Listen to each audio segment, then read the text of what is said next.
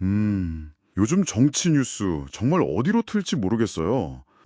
특히 보수 진영이나 제3지대에 있던 분들이 민주당 이재명 후보 쪽으로 이렇게 합류하는 모습, 이거 꽤 흥미롭지 않나요? 네, 맞아요. 이게 그냥 당적 옮기는 뭐 그런 수준이 아닌 것 같고, 그 배경에는 뭐 국가 통합이라든지 아니면 5.18 같은 과거사 문제, 또 기존 정당에 대한 어떤 실망감, 이런 여러 겹의 이야기가 좀 숨어 있는 것 같습니다. 그래서 오늘 저희가 여러 자료들을 좀 살펴봤는데요. 뭐 오마이TV 영상 기록도 있고 전자신문, 한겨레, 오마이뉴스 같은 기사들, 구보 AI 분석 보고서, 또 이름 없는 텍스트 자료까지 이걸 보면서 도대체 왜 이런 현상이 벌어지는 건지 그 핵심 의미가 뭔지 좀 같이 파악해 보려고 합니다. 네, 이게 워낙 복잡하게 얽혀 있어서요. 이 정치적 움직임의 본질을 좀 명확하게 이해하실 수 있도록 다양한 관점을 잘 녹여서 설명해 드리겠습니다.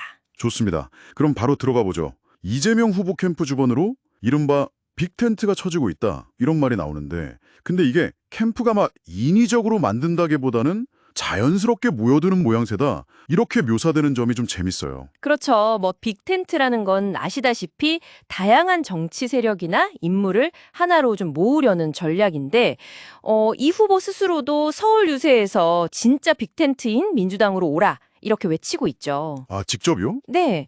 그러니까 현재 정치 분열 상황에 대한 어떤 문제의식을 드러내면서 지지층 외연을 확장하려는 그런 시도로 풀이됩니다. 이런 흐름 속에서 가장 눈길을 끈 인물이 있다면 역시 김용남 전 의원 같아요. 국민의힘 출신, 검사였고 과거에 라디오에서는 이 후보랑 정말 날카롭게 막 대립했었잖아요. 네, 엄청났죠. 근데 광주 유세 현장에 딱 나타나서 이 후보 지지를 선언했어요. 네, 맞아요. 김 전 의원은 이 후보가 김대중 전 대통령의 그 못다 이룬 꿈, 예를 들면 뭐 금용 강국이라던가 코스피 5천 같은 그런 비전을 실현할 사람이다 이렇게 믿는다고 밝혔죠. 와, 과거에 거의 저격수 역할이었는데 지지자로 돌아선 거니까 그만큼 굉장히 극적인 변화라고 할 수 있습니다. 자료들을 쭉 보면 이런 변화의 배경에는 단순한 뭐 정치적 계산 외에 다른 요인들도 있지 않을까 좀 추측하게 만들죠. 그렇죠. 또 다른 설에는 김상욱 의원도 있죠. 이분은 국민의힘을 나와서 민주당으로 갔습니다. 이분은 어떤 이유를 들었나요?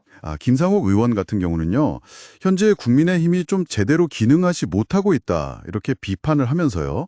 어차피 거대 여당이 될 가능성이 높은 민주당 안에서 좀 합리적인 견제와 균형 역할을 하겠다 이렇게 입당 이유를 밝혔습니다. 당 안에서요? 네, 특히 이전 정권에서 그 비상계엄 검토 같은 사안들을 겪으면서 느꼈던 어떤 문제의식, 양심에 따른 결정이다. 이런 점을 좀 강조하는 모습도 보이고요. 허은하 전 개혁신당 대표도 있었죠. 가짜 보수, 가짜 개혁 대신에 겸손한 유능함 이걸 택하겠다면서 합류했고요. 정말 다양한 배경의 인물들이 모이는 건데 그럼 이런 개별적인 움직임을 하나로 묶어서 설명할 수 있는 뭐랄까 좀 더 큰 틀 같은 게 있을까요?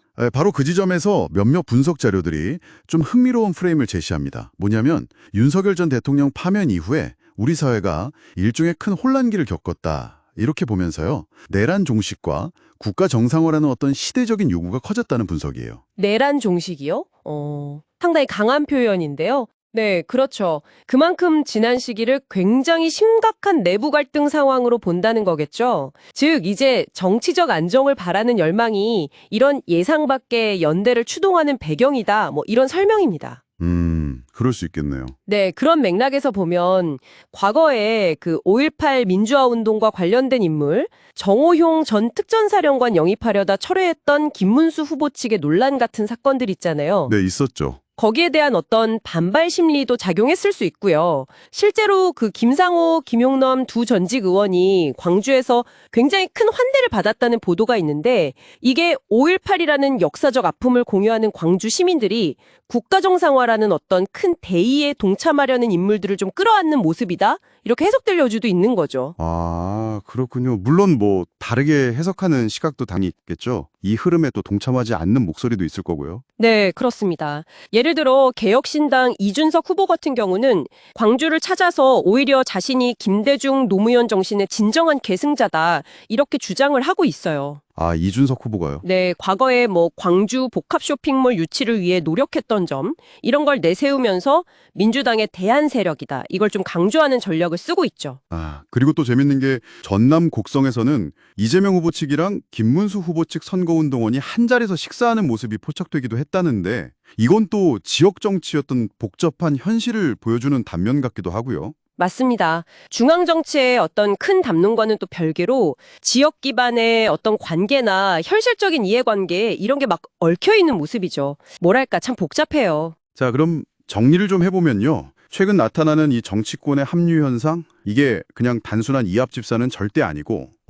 국가 정상화나 5.18 같은 역사적 맥락, 또 각 인물들의 정치적 소신과 어떤 현실적인 판단, 그리고 상대 진영에 대한 실망감, 이런 요소들이 아주 복합적으로 작용한 결과로 보이네요. 네. 그래서 핵심은 이런 현상들이 던지는 질문들인 것 같아요. 이게 단순히 뭐 어느 당이 유리하냐, 불리하냐 이걸 넘어서서요. 우리 사회가 앞으로 어떤 방향으로 가야 하는지, 또 과거사 문제를 어떻게 풀어갈 것인지, 그리고 우린 어떤 리더십을 원하는지, 이런 좀 더 깊은 고민들을 하게 만든다는 거죠. 그래서 표면적인 뉴스 너머에 이런 배경을 이해하시는 게 중요합니다. 참, 이렇게 예상치 못한 인물들이 손을 잡는 모습 속에서 글쎄요, 유권자들이 진짜로 바라는 통합은 과연 어떤 모습일까요? 하나의 빅텐트라는 게 그 다양한 기대와 열망을 온전히 다 담아낼 수 있는 그릇이 될 수 있을지 이건 앞으로 계속 지켜보면서 함께 좀 생각해 볼 질문인 것 같습니다.